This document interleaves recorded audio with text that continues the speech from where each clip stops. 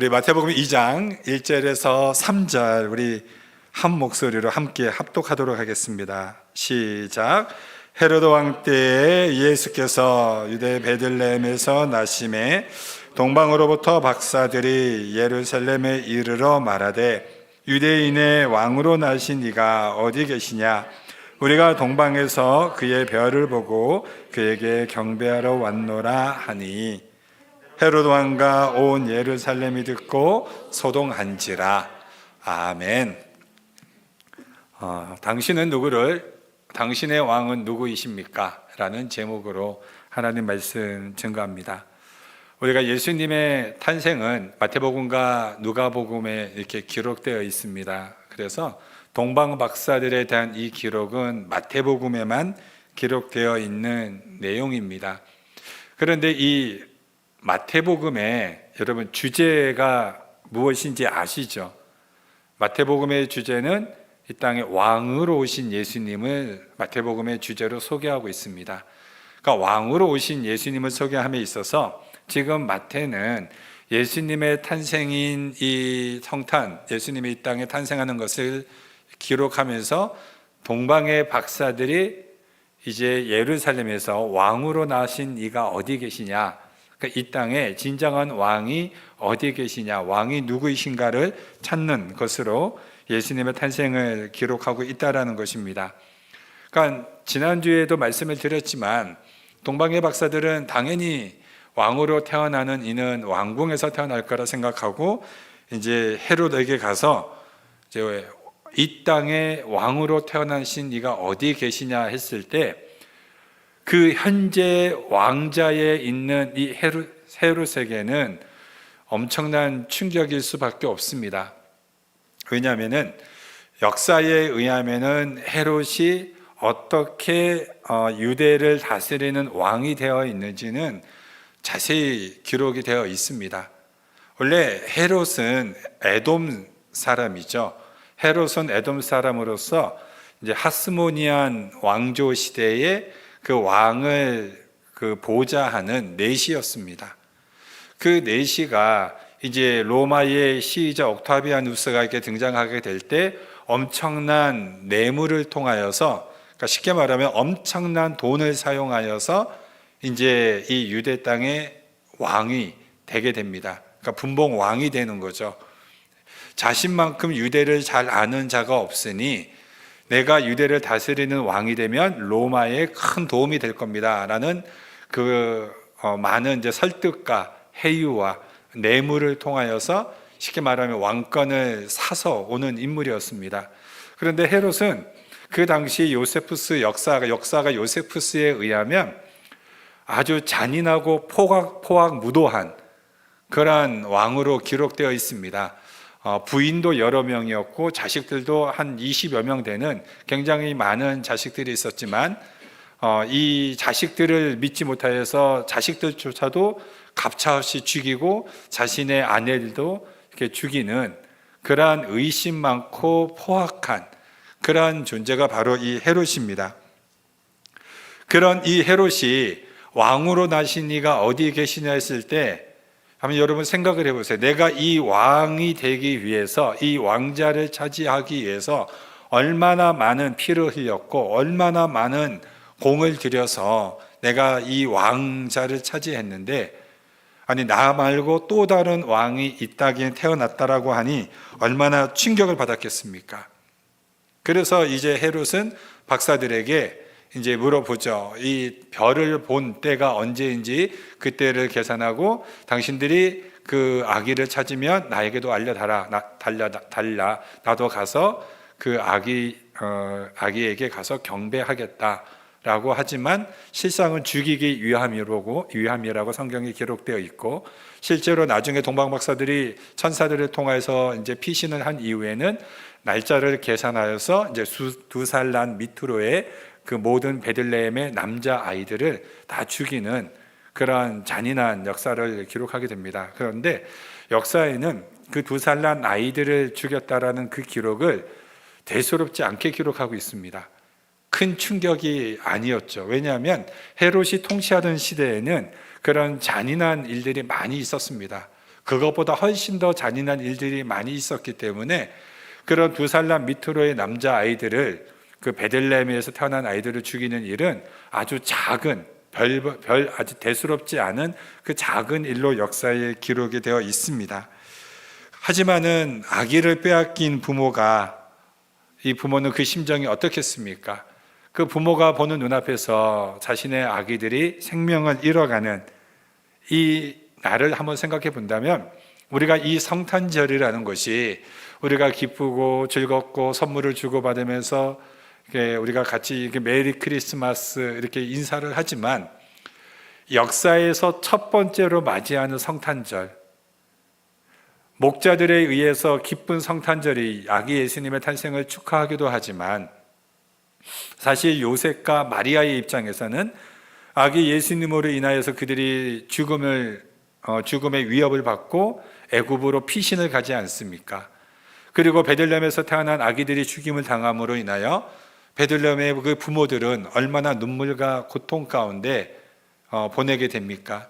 그러니까 이 땅의 첫 번째 성탄절은 우리가 생각하는 것처럼 그렇게 기쁘고 복된 성탄절이 아니라, 누구에게는 기쁘고 복된 성탄절이지만 또 다른 누구에게는 눈물과 고통과 아픔의 그런 성탄절이 될 수 있을 것이며, 또 다른 헤롯과 같은 권력을 가진 자들에게는 자신의 권력을 위협하는 그런 성탄절이 될 수도 있습니다.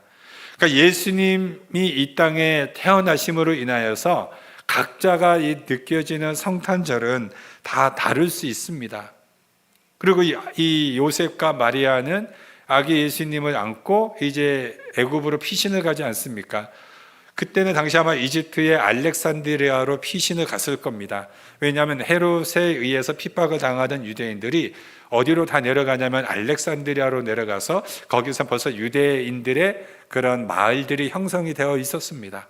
그러니까 예수님 또한 그곳에 가서 어린 시절을 피하게 되고 나중에 이제 나사렛으로 올라가서 정착하는 그런 과정들을 보게 되죠. 자, 우리는 이 내용들은 이미 마태복음을 통하여서 잘 알고 있습니다. 또한 성탄절 설교를 통하여서 이런 백그라운드 내용들은 잘 알고 있습니다. 우리 헤롯이 언제 죽냐면은 이 2살 난 아기들을 다 죽이라고 한 그 해에 죽습니다. 어떻게 죽냐면 내장이 썩어서 죽어요. 하나님의 심판이죠. 예. 이런 것들은 이제 잘 이렇게 역사에 안 나와 있는데, 아까 말씀드렸듯이 이제 요세푸스라는 역사가에 의해서 이것이 기록되어 있습니다. 그러니까 내장이 썩어서 죽는 이 헤롯, 그해 죽임을 맞이하는 하나님의 심판이라고밖에 볼 수 없습니다. 그렇다면 우리는 마태를 통하여서 이 본문, 이 사건을 왜 기록했을까? 이 성탄절 크리스마스의 의미를 통하여서 과연 저자는 무엇을 전하고자 하는가? 여러 가지 주제로 이 본문에 대해서 말씀을 나눌 수 있겠지만, 오늘은 특별히 이 본문을 통해서 우리는 악은 어디에서부터 시작되는가를 한번 생각해 보기 원합니다. 여러분, 우리가 기만과 폭력, 살인, 불의, 이거는 오늘날만 일어나는 일들은 아니죠. 2000년 전에도 예수님이 태어나는 그 시대 때에도 동일하게 이런 악한 일들은 다 있었습니다. 그렇다면은 그 시대나 지금이나 동일하게 이 악이 어디에서 시작되는가? 많은 사회학자들은 그 부유한 권력을 가진 권력층들에 의해서 이런 악이 시작된다라고 말을 하기도 합니다. 그렇게 본다면 헤롯은 권력을 가진 자죠. 그러니까 이 권력을 가진 자가 악을 행하는 것처럼 볼 수도 있습니다. 어떤 사람은 부도덕하고 무책임한 자들이 근본 문제라고 지적을 하기도 합니다. 그러나 우리가 이 사건들을 보면서 우리가 성경을 통해서 알 수 있는 것, 이 세상의 모든 악은 어디에서 나오는가? 그건 인간의 부패한 마음에서부터 그 악이 나온다라는 것입니다.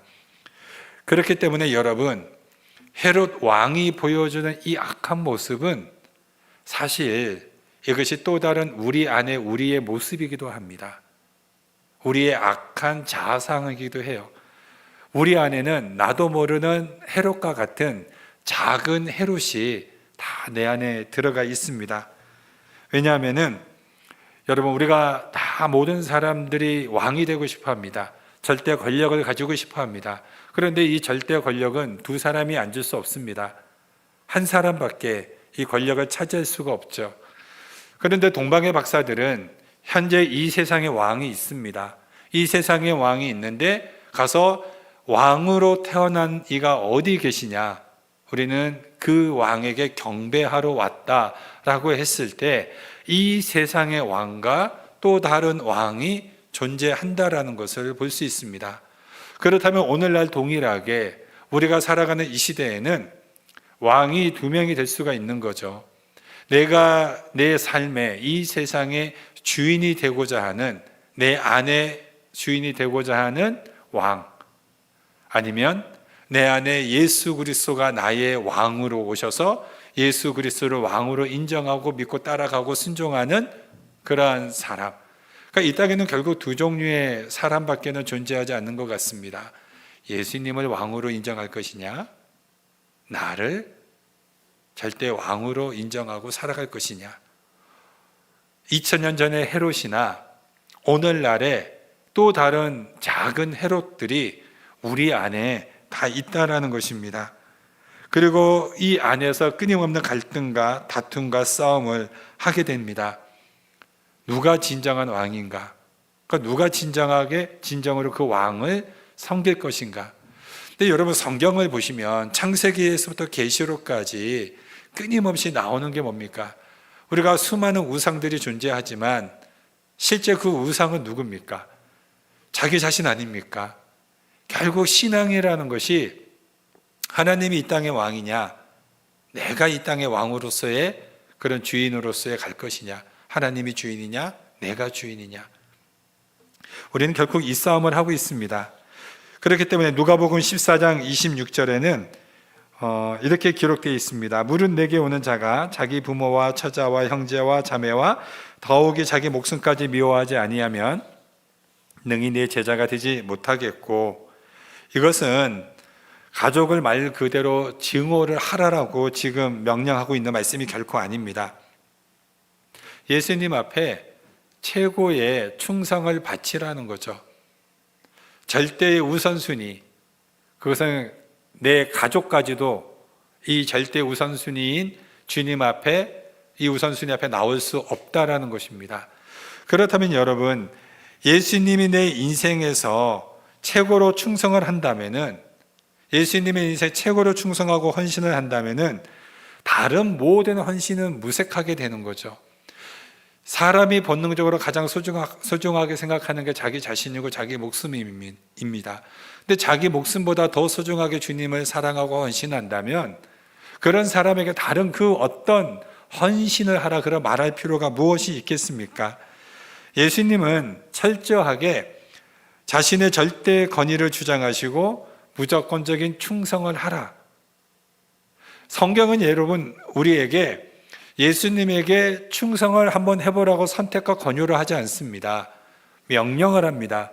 예수님만이 진정한 왕이다. 그 왕 앞에 너희는 순종하고 복종하라. 명령합니다. 그런데 우리는 그 명령 앞에 어떻게 반응을 합니까? 우리가 아멘으로, 기쁨으로, 감사함으로 순종하며 나아갑니까? 아니면 나도 모르게 내 안에 반발심과 거부감이 듭니까? 우리는 명령받기 싫어합니다. 그거를 인정하기도 싫어하고, 그러다 보니까 내 안에 엄청난 반항과 분노심이 생깁니다. 그러니까 이 땅의 왕으로 태어났는데 왕으로 태어났다라는 그 말 한마디에 헤롯이 적개심과 분노를 가졌듯이 이 땅에 우리는 헤롯처럼 예수님 앞에 절대적인 순종해라, 절대적인 그 앞에 복종해라, 그 말씀 앞에 나도 모르게 반항과 분노심을 가진다라는 것입니다. 로마서 8장 7절에서도 사도 바울은 이렇게 말합니다. 육신의 생각은 하나님과 원수가 되나니 이는 하나님의 벌법에 굴복하지 아니할 뿐 아니라 할 수도 없습니다. 그러니까 무엇을 말합니까? 인간의 생각은 하나님에 대해서 자신도 모르는 적개심과 증오를 갖고 있다라는 것입니다. 그런데 그것을 잘 드러내지 않죠. 왜 안 드러냅니까? 오늘날 문화가, 오늘날 교육이 우리를 그렇게 포장을 시켜 놓습니다. 그래서 자신을 거룩한 사람인 척, 도덕적인 사람인 척 우리를 포장을 시켜놓고 있지만 사실 우리 내면에는 하나님의 말씀 앞에 딱 오면은 반항하고 싶고 거부감 갖고 싶고 때로는 적개심을 가지는 그런 마음들을 가지고 있다라는 거죠. 우리가 예배를 드리면서도 그 예배에 하나님의 말씀이 선포될 때 모든 사람들이 그 하나님의 말씀 앞에 순종하고 아멘하고 나아가지 않습니다. 우리가 야고보서 이제 원래 다다음 주가 되겠죠. 다음 주는 송구영신 예배니까 이제 야고보서 다음 수요 예배 때의 본문이 뭐냐면 너희는 듣기는 속히 하고 말하기는 더디하라. 근데 이게 사람과의 관계에서 말하는 것이 아니라 하나님의 말씀에 듣는 태도를 말하는 것입니다. 그러니까 하나님의 말씀에 듣는 것을 속히 하라. 그러나 말하는 것은 더디하라. 그러니까 하나님의 말씀에 대한 자세, 태도를 가르칩니다. 마태복음 13장에도 이 복음의 씨앗이 뿌려졌을 때 그 듣는 사람들의 반응의 태도가 뭡니까? 길가, 돌짝밭, 가시덤불, 옥토죠. 그러니까 우리가 하나님의 말씀이 선포되어질 때 그 말씀에 모든 사람들이 아멘하고 받지 않습니다. 어떤 사람들은 그 말씀 앞에 거부감을 가집니다. 때로는 분노심을 가지기도 하고 적개심을 가지기도 합니다. 그게 인간의 타락한 마음이라는 겁니다. 인간은 절대적인 나의 권위가 높은 그 왕 앞에 무조건적인 순종, 복종하기보다는 내가 그 자리를 차지하고 그 자리를 올라가고 싶어 합니다. 그게 인간이 가지고 있는 타락한 본성입니다. 그렇기 때문에 성경은 무엇을 이야기하는가 하면 궁극적으로 세상의 악은 자기중심적이고 독선적이고 자아도취적인 인간의 마음에서부터 모든 악은 발생한다. 그것을 지금 가르쳐 주고 있는 거죠. 그래서 우리는 세상이 나와 내가 필요한 이 갈망, 그 갈망을 중심으로 돌아가기를 원합니다. 하나님과 이웃을 내 몸처럼 섬기라고 하였지만은 그렇게 섬기는 것보다는 그 이웃이 나를 섬겨주기를 바라는 그게 인간의 마음이죠. 이 모든 인간은 그렇기 때문에 그 마음 속에는 누구도 예외 없이 작은 헤롯 왕이 있어 자신을 지배하려고 하고 무엇보다 자신의 권리에 침해할 만한 것은 위협을 느끼고 적개심을 가진다라는 겁니다. 누가 나를 공격하고 나를 인정 안 하고 나를 무시하고 나를 깔보면은 내 안에 반항과 적개심을 가져오는 거죠. 그것이 내가 좀 힘이 있다고 하면은 어떻게 합니까? 이제 공격으로 나아갑니다. 그래서 상대방을 짓밟아 놓기도 하죠. 그러니까 헤롯은 그 적개심이 권력을 가지고 있으니까 아이들을 죽이는 이런 폭력으로 나갔던 거고, 만약에 그런 힘이 없는 사람들은 적개심과 분노를 가지고 내가 어찌할 바 하지 못하는 그런 분노 속에서 자기 자신을 이렇게 오히려 희생하고 자학하는 그런 모습으로 살아가기도 합니다. 결론적으로 무엇인가 하면은 우리는 다 자기 영혼의 선장이요 바로 자기 운명의 주인이 되기를 원한다라는 것입니다. 그렇기 때문에 오늘 우리는 다시 한번 이 본문을 통하여서 우리는 다시 한번 생각해 보기를 원합니다. 절대적이고 우리가 절대적인 그 권위 앞에 과연 누가 하나님 앞에 그 무릎 꿇고 왕으로 인정하고 섬길 수 있는가? 그게 외부의 도움이 없이는 그 어느 누구도 그 앞에 복종할 수 없다라는 것입니다. 그러니까 바울은 로마서 3장 10절에서 11절에 의인은 없나니 하나도 없으며 깨닫는 자도 없고 하나님을 찾는 자도 없도다 라고 고백하고 있습니다. 그러니까 우리 스스로 하나님 앞에 나아가서 하나님은 나의 왕이십니다. 내 인생의 주인이십니다. 그 통치 앞에 내가 그 권위 앞에 엎드려 순종하며 나아가겠습니다. 인간은 그 어느 누구도 자발적으로 이렇게 나아가지 못한다는 거예요. 외부적인 도움 없이는. 그 외부적인 도움이 무엇입니까? 그것이 하나님의 그 은혜가 내 안에 임하지 않으면, 하나님의 은혜가 내 안에 그 빛비침이 주어지지 않는다면 그 어느 누구도 스스로 예수 그리스도를 찾아 나갈 수 없다라는 것입니다. 그래서 분명하게 선하고 의로운 사람은 한 사람도 없다. 그러니까 이 땅에 여러분, 의로운 사람은 한 사람도 없습니다. 선한 사람은 한 사람도 없죠. 근데 많은 사람들은 선한 사람, 의로운 사람이 없다 할지라도, 그러나 이 땅에 얼마나 많은 사람들이 구도자들이 많습니까? 주님을 찾는 구도자들이, 복음을 갈망하는 구도자들이 얼마나 많습니까? 라는 질문을 하기도 합니다. 그런데 이러한 질문에 사실은 얼마나 많은 사람들이 자신들이 원하는 식의 예수님을 찾는 사람이 많은지 몰라요. 그러니까 자기들이 다 이득이 필요해서 자신의 이득과 필요에 따라 교회를 찾고 예수님을 찾는 사람들이 많다라는 겁니다.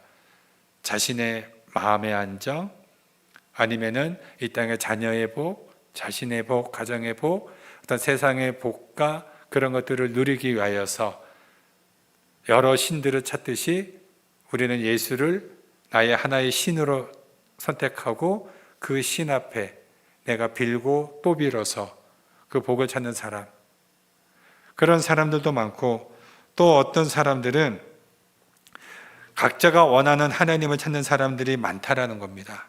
각자가 찾는 하나님을 원하는 사람들은 많아도 성경에서 말하는 하나님을 찾는 사람들은 복이 드물다라는 거예요.